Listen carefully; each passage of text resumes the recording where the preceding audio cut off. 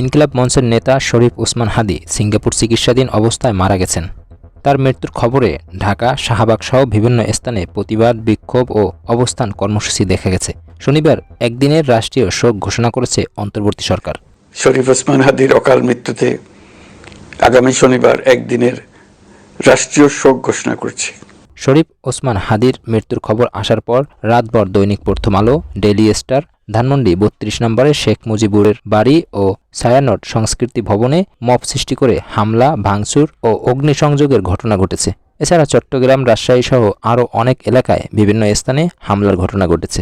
হামলার কারণে কার্যক্রম বন্ধ হয়ে যাওয়ায় শুক্রবার প্রকাশ হয়নি প্রথম আলো, ডেইলি স্টার পত্রিকা। গণমাধ্যম দুটির অনলাইন কার্যক্রমও প্রায় বন্ধ হয়ে গেছে। এই তথ্য নিশ্চিত করেছেন পত্রিকার দুটির শীর্ষ কর্মকর্তারা। প্রথম আলো ও ডেইলি স্টার পত্রিকা অফিসে হামলার খবর শুনে সেখানে গিয়ে হামলাকারীদের হেনস্থার শিকার হয়েছেন সম্পাদক পরিষদের সভাপতি ও নিউ এজ পত্রিকার সম্পাদক নুরুল কবির। ধর্ম অবমাননার অভিযোগে ময়মনসিংহের ভালুকায় হিন্দু ধর্মের এক যুবককে পিটিয়ে হত্যা করেছে একদল ব্যক্তি। পিটিয়ে হত্যার পর ওই যুবকের মরদেহ গাছের সঙ্গে বেঁধে আগুন দেওয়ার ঘটনাও ঘটেছে বলে জানিয়েছেন ভালুকা থানার ডিউটি অফিসার রিপন মিয়া।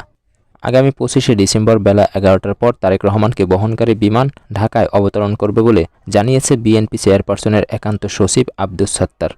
বিএনপি চেয়ারপারসন খালেদা জিয়া চিকিৎসা গ্রহণ করতে পারছেন এবং তার অবস্থা স্থিতিশীল রয়েছে বলে জানিয়েছেন বিএনপির স্থায়ী কমিটির সদস্য ডাক্তার AZM জাহিদ হোসেন। খুলনার ডুমুরিয়ায় এমদাদুল হক মিলন নামের এক সাংবাদিককে গুলি করে হত্যা করা হয়েছে। এ ঘটনায় আরও একজন গুলিবিদ্ধ হয়ে হাসপাতালে ভর্তি রয়েছেন বলে জানিয়েছেন পুলিশ। ইনকিলাব মঞ্চের আহ্বায়ক শরীফ ওসমান হাদীর মৃত্যুর খবরে শোকার্ত সবাইকে ধৈর্য ধারণ করা আহ্বান জানিয়েছেন প্রধান উপদেষ্টা অধ্যাপক মোহাম্মদ ইউনুস। সেই সঙ্গে কোনো ধরনের অপপ্রচার ও গুজবে কান না দেওয়া এবং হটকারিমূলক সিদ্ধান্ত না নেওয়ারও আহ্বান জানিয়েছেন তিনি। ইনকিলাব মঞ্চের মুখপাত্র শরীফ ওসমান হাদীর মৃত্যুতে শোক জানিয়েছেন বিভিন্ন রাজনৈতিক দলের নেতারা।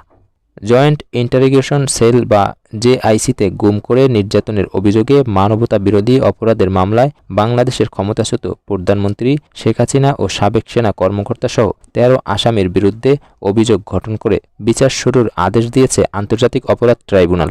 রাজশাহীতে ভারতের সহকারী হাইকমিশন অভিমুখে মিছিলে পুলিশের বাধা, দূতাবাসগুলোকে নিরাপত্তার বিষয়ে আশ্বস্ত করেছে পররাষ্ট্র মন্ত্রণালয়। ঢাকার জিগাতলায় একটি ছাত্রী হোস্টেল থেকে বৃহস্পতিবার ভোরে এনসিপি নেতা জান্নাতারা রুমির মরদেহ উদ্ধারের ঘটনায় রাজনৈতিক হুমকি ও পারিবারিক জটিলতা এই দুটি বিষয়ে মাথায় রেখে তদন্ত শুরু করেছে পুলিশ। দর্শক, এই ছিল ওসমান হাদীর মৃত্যুর ঘটনা নিয়ে বৃহস্পতিবারের সমস্ত আলোচিত সংবাদ।